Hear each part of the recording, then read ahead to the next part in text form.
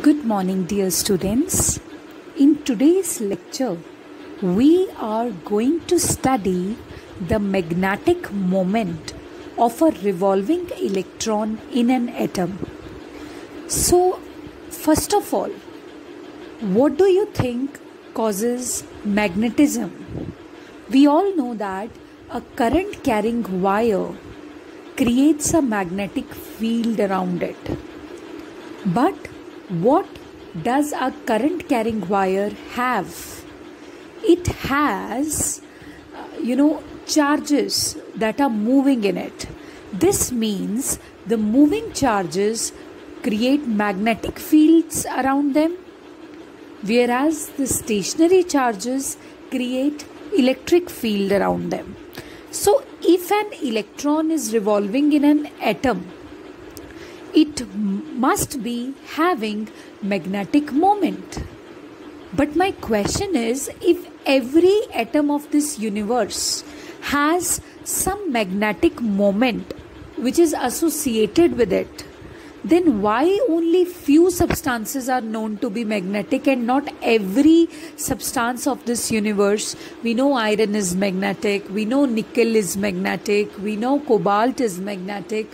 But atoms are there in everything, water, air, everything. And atoms have a magnetic dipole moment associated with them. But still, only few substances are known to be magnetic while the others are not. You'll get to know the reasons behind it. But first of all, let us study a very, very important fact that whatever you may see, whatever matter you may see, every matter has got atoms, and every atom is a tiny magnet. Reason? Because every atom has got charges, and charges are moving, revolving, electrons are revolving. So moving charges create magnetic field around them, and that's how an atom behaves, as a very tiny magnet. So let us study what all is associated with the microscopic nature. What all magnetic stuff is associated with the microscopic nature of matter. So I am considering one atom over here. Suppose an electron is revolving in the anti-clockwise direction. So it's a kind of a loop. It's a kind of an orbit. Electron is moving in an anti-clockwise orbit.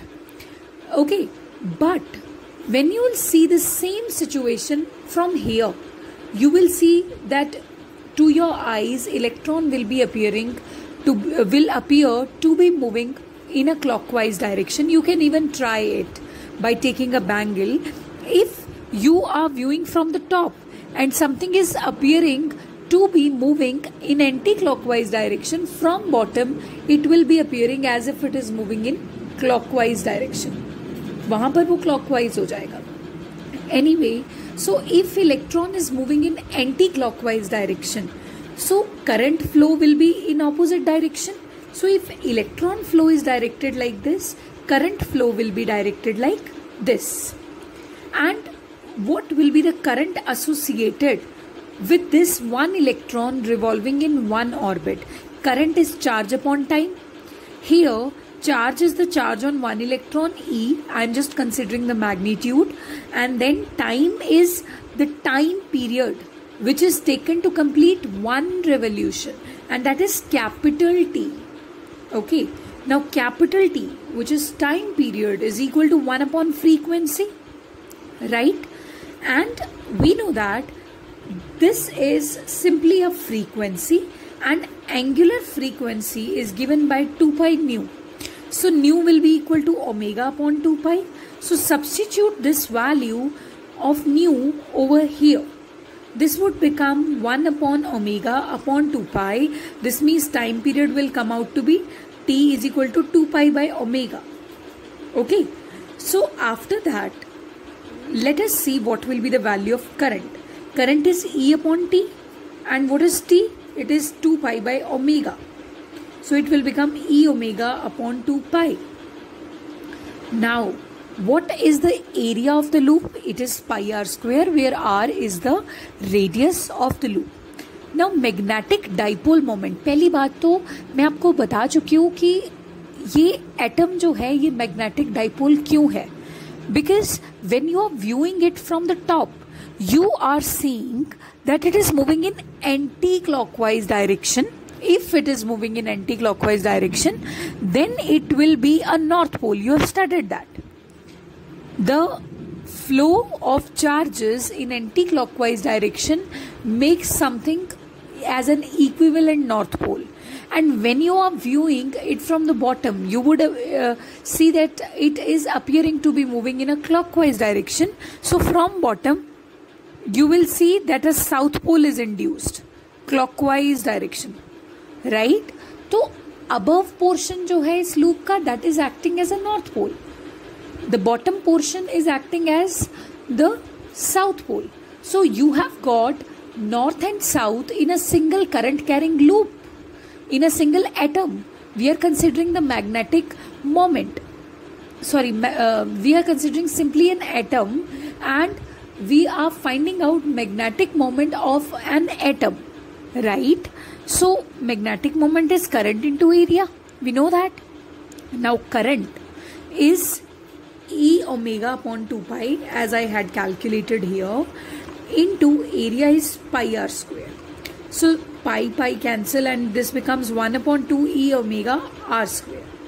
But by Bohr's theory, we know that the angular momentum, see, linear momentum is mv and angular momentum is the multiplication of r with linear momentum. Just like the difference between force and torque, force is simply F but torque is RF. When we are finding the rotational analog, then usually the multiplication is with r. Anyway, so this is angular momentum mvr. We know that angular momentum is quantized and it is the multiple of h upon 2 pi. For first orbit it will be h upon 2 pi. For second orbit it will be 2h upon 2 pi. For third orbit it will be 3h upon 2 pi. तो कोई nth orbit होगा ना, तो उसके लिए होगा nh upon 2 pi. Okay, so after that we know that linear velocity v is related to angular velocity as v is equal to r omega. So this becomes m as it is, v is equal to r omega into 1 more r, nh upon 2 pi. So this becomes m as it is, r square, and this is omega, nh upon 2 pi. You can find the value of omega r square. This will be, take the m to the other side, nh upon 2 pi m. Why I did that? क्योंकि omega R square क्या यहाँ पे है मेरे पास, so I put this value from here to here. So this will become n times EH upon 4 pi m. So n, and this is a constant. E is a charge on electron, H is Planck's constant, 4 is a constant, pi is a constant, mass is a constant. So this overall stuff is a constant. So let us take this constant as mu b, where mu b means Bohr magneton. Bohr magneton, mu b has a value EH upon 4 pi m, and it is given by 9.27 into 10 raised to the power minus 24 ampere meter square. So basically Bohr magneton is the magnetic moment of an electron which is revolving in an atom in its first orbit. Okay, so what are we proving by all this? We are proving that in an atom magnetic moments of electrons are quantized. When we know that magnetic moment of an electron is given by n mu b. If the electron is revolving in first orbit, n will have the value, principal quantum number will have the value 1. So m will be equal to mu b. When it is revolving in second orbit, m will be equal to 2 mu b. When it is revolving in third orbit, m will be equal to 3 mu b. यानी mu B first orbit के लिए, second orbit के लिए 2 mu B, then third के लिए 3 mu B. ऐसे करते करते आपके पास वैल्यूज फिक्स हो गई हैं. तो इस आर्टिकल में पहली बात आपने प्रूव क्या किया? What did you learn? That every single atom is a tiny magnet in itself. And when you talk about magnet, you talk about north and south poles. Okay, and after that when you talk about two poles, which are separated by some distance, that means you are talking about magnetic dipole moment. So magnetic dipole moment determines the strength कि एक magnet कितना, कि एक atom जो है अगर वो magnet है तो कितना स्ट्रॉन्ग मैग्नेट है, वो आपको कैसे पता चलता है? By determining magnetic dipole moment. But what have you eventually learned that when we are talking about an atom, the electrons that are there in an atom, those electrons are constituting magnetism. Okay, and their magnetic moments are fixed.